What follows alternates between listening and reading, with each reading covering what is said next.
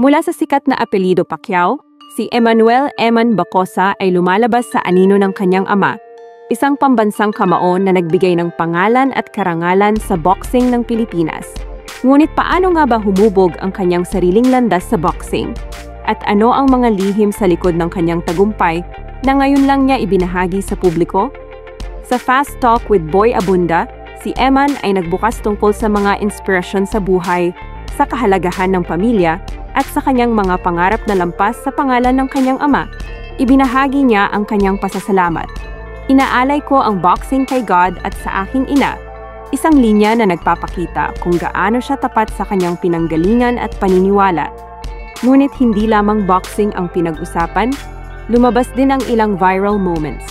Sa isang magaan na usapan, inamin niyang may crush siya sa actress na si Jillian Ward at binanggit ang ilang naging relasyon. Ang mga eksenang ito ay nagbigay ng panibagong dimensyon sa publiko sa kung sino talaga si Eman Bacosa. Hindi lang anak ng isang boxing legend, kundi isang kabataang may sariling personalidad, pangarap at pakpak para sa sariling karera. At ngayon, susuriin natin ang kanyang buhay mula sa pamilya at pinagmulan.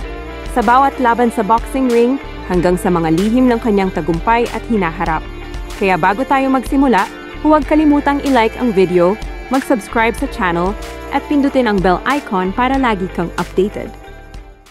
Si Eman Bacosa ay isinilang sa isang pamilya na mahigpit ang ugnayan at may matibay na pundasyon ng pananampalataya. Bilang anak ni Manny Pacquiao, natural na may matinding inaasahan sa kanya. Hindi lamang sa larangan ng boxing, kundi pati na rin sa pamumuhay at asal. Ngunit sa kabila ng pangalan at reputasyon, si Eman ay lumaki sa isang simpleng tahanan na puno ng pagmamahal at gabay ng kanyang ina.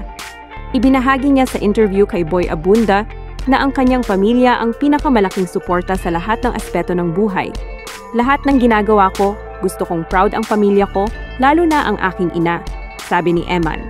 Dito makikita ang katotohanan na ang kanyang pundasyon sa buhay ay hindi lamang sa training sa gym or sa ring, kundi sa aral at pagmamahal na natutunan mula sa pamilya. Bilang kabataan, nainganyo si Eman sa boxing. Sa pamamagitan ng pang-araw-araw na exposure sa mundo ng kanyang ama, napansin niya kung paano naglaan si Manny ng dedikasyon, disiplina at determinasyon sa bawat laban, mga aral na lihim niyang sinisipsip habang naglalaro at nag-aaral pa lamang.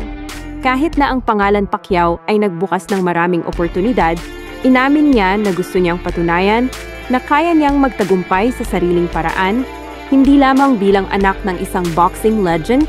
Sa kabuuan, ang pamilya at pinagmulan ni Eman ay nagbibigay ng malinaw na mensahe. Ang tunay na tagumpay ay hindi nasusukat sa pangalan o yaman, kundi sa karakter, dedikasyon, at tamang gabay mula sa pamilya. Ito ang pundasyon na maghahanda sa kanya sa mga hamon sa boxing at sa buhay. Ang pangalan Pacquiao ay agad nagbibigay ng expectation sa sinumang anak na tatahak sa boxing. At para kay Eman Bacosa, hindi naging exemption ang presyo na ito.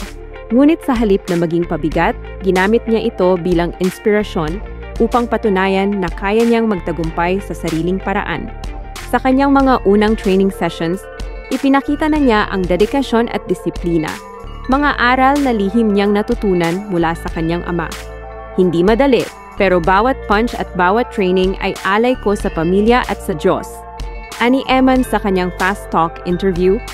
Bilang isang professional boxer, unti-unti niyang binuo ang sariling pangalan sa ring. Nakilala siya sa kanyang speed at technical skills na nagbibigay sa kanya ng edge sa bawat laban. Ilang mga notable fights niya ay nakapokus sa pagdevelop ng kanyang endurance, timing, at power, mga aspeto na hindi lamang natutunan sa teorya kundi sa aktwal na laban.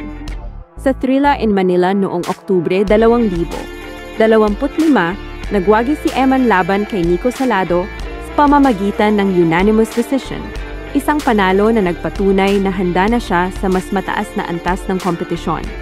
Ngunit ang journey ni Eman ay hindi lamang tungkol sa mga panalo. Bawat laban ay may kasamang pressure, expectations, at mental challenges. Dito niya naranasan ang kahalagahan ng mental toughness at focus, bagay na mahalaga sa boxing at sa buhay. Binanggit niya sa interview, Kailangan mong maging handa hindi lang sa katawan, kundi sa isipan. Ang laban sa ring ay parang laban sa buhay.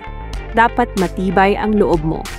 Ang kanyang boxing journey ay malinaw na nagpapakita ng kombinasyon ng talento, disiplina, at paniniwala sa sarili. Hindi lang basta ipinamana ng ama ang pangalan o karangalan. Si Eman ay pinipilit na mag-iwan ng sariling marka sa mundo ng boxing. Sa bawat laban, ipinapakita niya na ang dedikasyon at puso ay mas mahalaga kaysa sa pressure ng pamana ng isang kilalang pamilya. Sa susunod na bahagi, tatalakayin natin ang personal life at viral moments ni Eman. Mga kwento sa labas ng ring na nagbigay kulay sa kanyang pagkatao at nagpa-viral sa social media. Isa sa mga viral moments ay nang inamin niya na may crush siya sa actress na si Jillian Ward. Isang pagbubukas na nagpatawa at nagpasaya sa audience. Inihayag din niya ang iba pang naging relasyon at nagbiro na may 3 na naganap na nagpakita na kahit anak siya ng isang pambansang kamao, may sariling buhay at karanasan siya bilang kabataan. Ang mga eksenang ito ay nag-viral sa social media at nagbigay ng bagong dimensyon sa kung sino si Eman. Hindi lamang siya boxer, kundi isang batang lalaki na may sariling personalidad, emosyon at kwento. Bukod sa love life, ipinakita rin ni Eman ang kanyang pagmamahal sa pamilya at pananampalataya. Muli niyang binigyang diin, "Inaalay ko ang boxing kay God at sa aking ina." Sa simpleng pahayag na ito, makikita ang balanse ng kanyang buhay. Disiplina sa sports, pagmamahal sa pamilya, at pananampalataya bilang gabay sa bawat hakbang. Sa social media, ang viral highlights ay nagbigay daan para sa mas malawak na interaction sa mga fans. Mula sa witty comments hanggang sa fan art at memes, naging sentro si Eman ng pansin sa mga kabataan na nakikita siya bilang inspirasyon. Hindi lamang dahil sa kanyang pangalan o talento, kundi dahil sa kanyang pagiging authentic at bukas sa sarili. Ang personal life ni Eman ay nagpapaalala sa atin na sa likod ng bawat atleta, may buhay at emosyon na dapat pahalagahan. Ang viral moments na ito ay hindi lamang nakakatawa o nakakaaliw. Nagiging tulay ito para mas makilala ang boxer bilang tao, na may sariling pangarap, pag-ibig at personalidad. Ang kanyang media exposure ay nakatuon hindi lamang sa boxing, kundi pati na rin sa personal life at pananaw sa buhay. Ang appearance niya sa Fast Talk with Boy Abunda ay isa lamang sa maraming pagkakataon kung saan naipakita niya ang kanyang personalidad sa harap ng camera. Dito, lumabas ang kanyang pagiging magaan makausap, sense of humor at openness sa mga personal na tanong. Isang refreshing contrast sa seryosong imahe na kalimitang nakikita sa ring. Bukod sa Fast Talk, naging tampok si Eman sa ilang media platforms at TV shows, kabilang ang Kapuso Mo, Jessica Soho, KMJS, at iba pang interviews sa GMA Network.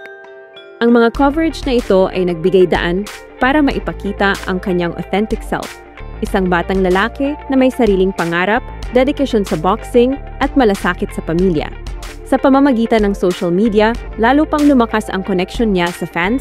Ang mga viral clips, fan comments, at reaction videos ay nagpapakita na si Eman ay hindi lamang isang atleta, kundi isang personalidad na nagbibigay inspiration at aliw sa publiko.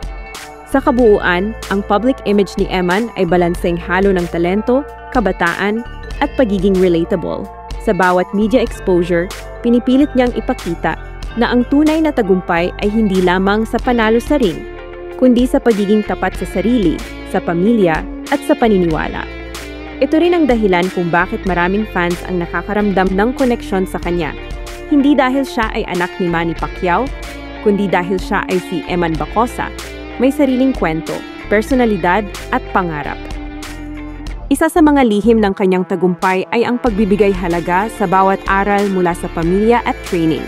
Kahit na anak siya ng isang boxing legend, pinipilit niyang patunayan na kaya niyang magtagumpay sa sariling paraan.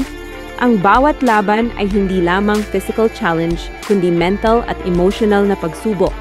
At dito niya natutunan ang kahalagahan ng focus, strategy, at resilience. Sa hinaharap, plano ni Eman na paigtingin pa ang kanyang boxing career at sabay na ipakita ang kanyang personalidad sa media at sa mga fans. Nakikita niya ang sarili na naglilingkod bilang inspirasyon sa kabataan, lalo na sa mga nagnanais sundan ang kanyang yapak. Bukod sa sport, nakikita rin niya ang potensyal sa media at community engagement gamit ang kanyang pangalan at influence para sa positibong epekto sa komunidad. Ang mensahe niya sa kabataan at aspiring boxers ay malinaw.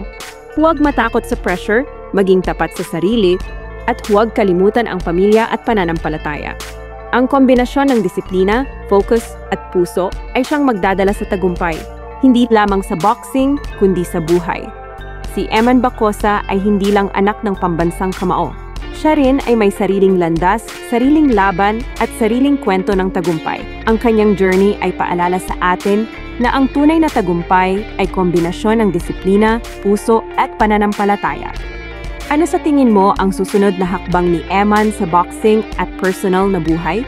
I-comment sa ibaba ang iyong pananaw at huwag kalimutan i-like at i-subscribe para sa mas maraming kwento ng mga bagong bayani sa mundo ng sports at inspirasyon.